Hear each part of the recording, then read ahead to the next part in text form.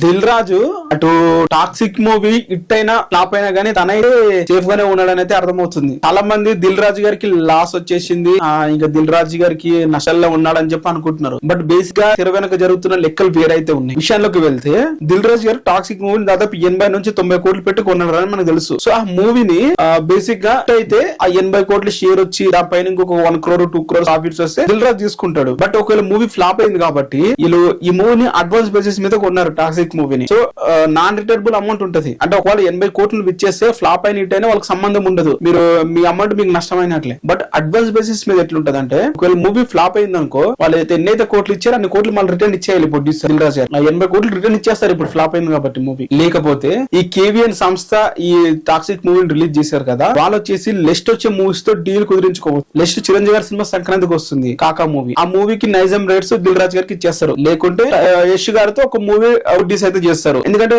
Toxic movie producer మన కూడా ఉన్నాడు కాబట్టి. సో ఇటు సైడ్ చూసినప్పుడు వాళ్ళకి పెద్దగా లాస్ అయితే ఉండదు దిల్ రాజు గారికి అయితే నా ఉద్దేశం. మరి మీరేమంటారు దీని మీద కింద కామెంట్ అయితే చేయండి.